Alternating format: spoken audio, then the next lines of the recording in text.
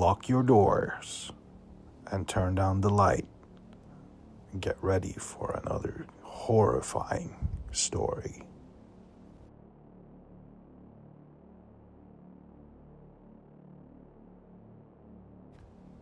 I had been raised on the legend of the lost Dutchman's gold mine all my life. My father was obsessed.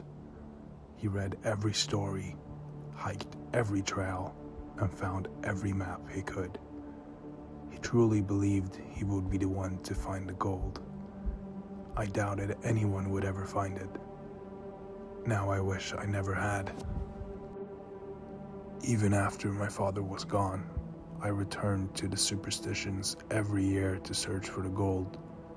Call it habit, call it insanity, call it whatever you will. I did it for him, to honor his memory. Whenever I was out there, alone in the desert, looking up at the night sky, I could almost feel that he was right there beside me, and maybe, just maybe, a small part of me believed I would find the gold and be rich beyond my wildest dreams. It all started one fall when I was preparing to take my annual trip. I had gotten a lead on a copy of a map used by one prospector who had gone missing searching for the gold. I had been on dozens of searches, and my father 100 before me. I had wandered far off of any trail until I was good and lost. The sun was beginning to set, and I was almost out of water. I didn't notice the drop in the dark until it was too late. Suddenly, I was tumbling off of a cliff, rolling through brush and cacti. I hadn't even realized what had happened until I came to at the bottom of a ravine. Miraculously, I survived, but I was scraped up and my head hurt something fierce. The sun had set completely and the temperature had dropped rapidly. My only companions were the stars above. I tried to stand, only for my ankle to give out on me. It was twisted pretty badly, possibly even broken. I fished out my flashlight and managed to find one of my walking sticks that had rolled down with me. I balanced all of my weight on it. I managed to start walking. In what direction? I couldn't be sure of. In the distance, among the silhouettes of cacti and ironwood, I saw a human shape, and I instantly assumed it was another hiker, or maybe search and rescue out to find me. I tried calling out, but my voice was surprisingly hoarse, and they didn't seem to hear me. They started to walk away, and desperate for any way out of that ravine, I hurried after them. As I got closer, I realized that this person was a woman, and a fairly young one at that. She wore a pair of old hiking shorts and a flannel.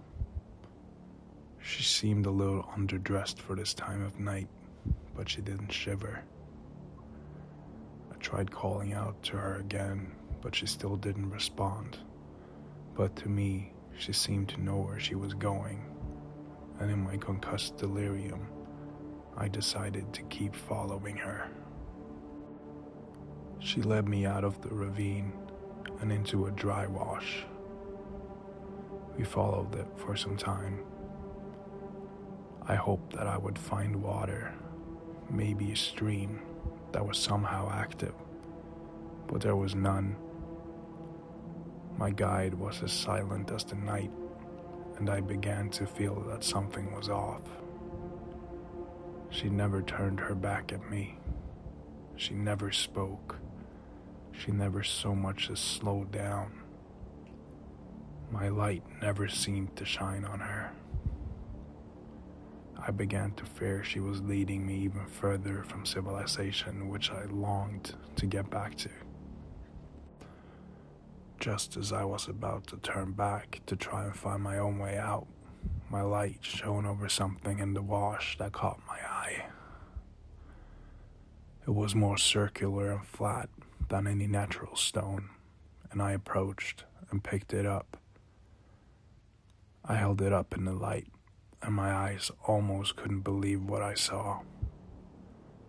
An old golden Spanish doubloon that had been there for only God knew how long. Some legends claim that before the Dutchman ever found the mine, that Spanish miners had worked the deposits. All fear and suspicion was tossed aside at the thought of finding the Dutchman's mine, and I continued after the woman, trying to catch up.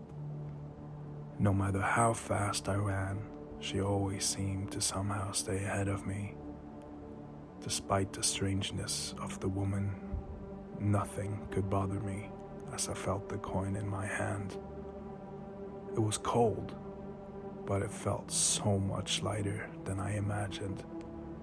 There had to be more. She continued onward for some time, never facing back. Eventually, we exited the wash and came to an outcropping of rocks at the base of a hill. The air was tense. No crickets chirped. No animals called. I felt as if eyes were upon me.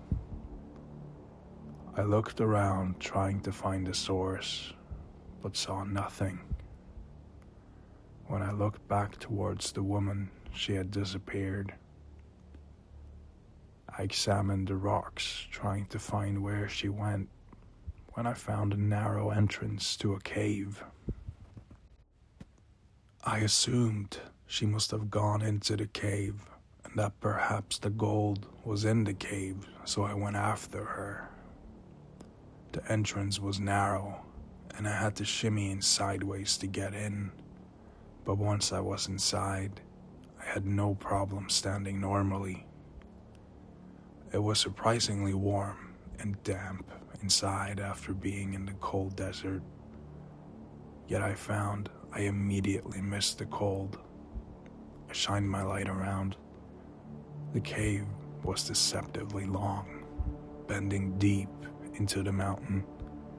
How long it went, I had no earthly idea. On the ground, there were old fragments of hiking and mining gear, an old 50s style flashlight, a rusted pickaxe head, and a new hiking boot, but no gold. Not yet, at least. My heart raced thinking about it. There was still no sign of the girl, but it didn't seem like she was waiting for me. I still had no idea why she was out there and why she led me there. I thought I could hear the scraping of footsteps further in the cave. I assumed they must have been hers, so I walked further into the cave. I walked for some time, listening for the scraping, and followed the occasional artifacts of travelers from times past.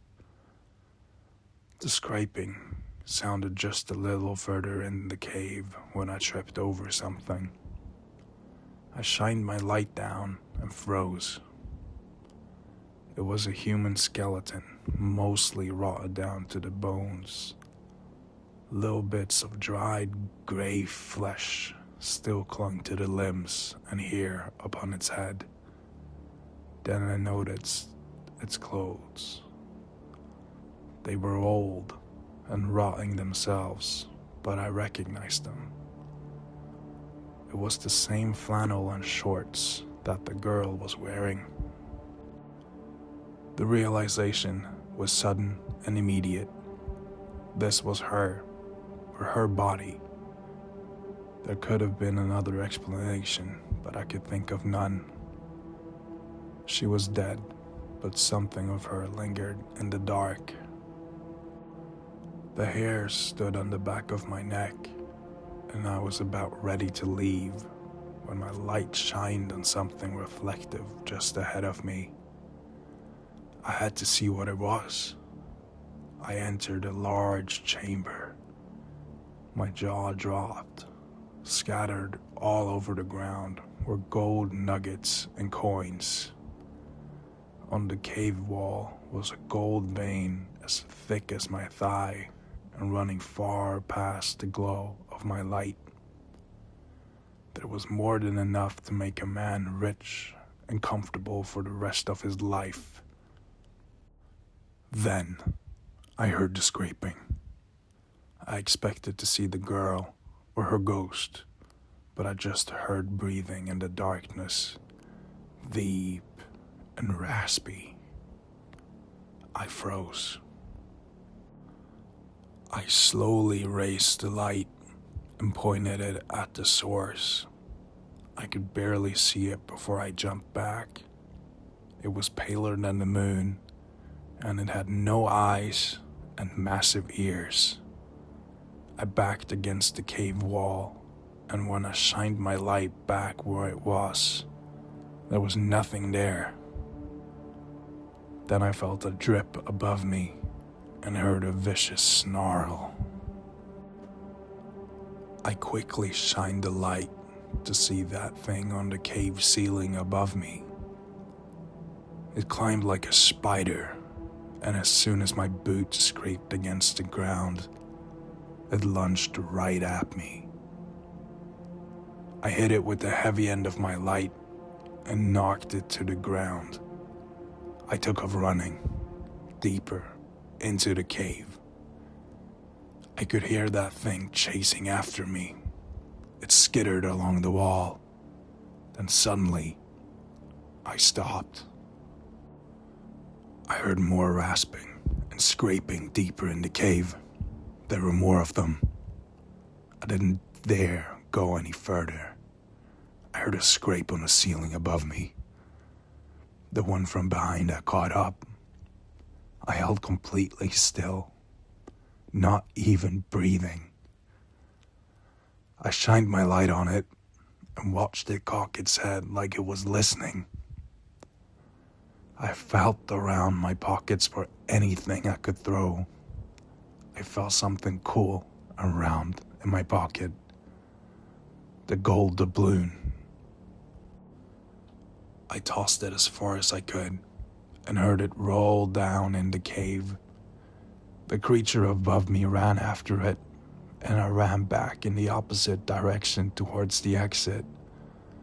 I almost ran straight through the gold chamber when I heard a quiet voice. "Wait!" I immediately stopped. The voice came from just beyond the chamber. There was a soft glow. I approached, and standing just in front of the bones was the woman I saw earlier. For the first time, I could see her face. She was beautiful, but she looked so tired. She said, "This cannot be my final resting place." Her voice was just beyond a whisper. "Please, take my bones out of this place. I wish to sleep where I can be in the sun." From down the cave, I could hear the scraping approaching.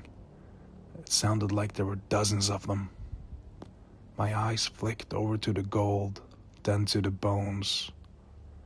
I only had time to collect one or the other. I hesitated only a moment before I knelt down in front of the bones. I emptied my pack and filled it with the woman's bones. I could hear them enter the gold chamber just as I turned to sprint away. I squeezed out the exit and kept running. I ran and ran until there was no air left in my lungs. My throat was so dry and I couldn't catch my breath. As I wheezed, trying to drink the air, I looked behind me, shining my light. I didn't see any of those things, but I wasn't going to wait around for them to find me. I walked all throughout the night, ignoring the cold. ignoring the exhaustion, ignoring the thirst. There were worse things in the night. Eventually, light peeked over the horizon, and I came upon a stream still flowing that late in the year. I fell to my knees, cut my hands, lifting the water to my lips, and drank. I drank until I had my fill. After that, I found my way to the road and hitchhiked back to my car. The bones rattled in my bag the whole way. I drove far from the dark of the cave where those things dwelt among the endless riches. Sometimes I still think of the gold. Even now, I could almost feel that coin in my hand, but I couldn't find that cave again, even if I tried. I know it's better that the Dutchman's gold remains lost. I write this to remind myself, some secrets are better kept in the dark. That night, I drove to a place that I knew, a quiet hill with a lone mesquite tree overlooking a cotton field. There she could watch the rising sun. Under the cover of darkness, I dug a grave and laid her bones down inside. By the time I finished packing the earth, the sky glistened gold as the sun began to rise. I stood back and looked upon the grave.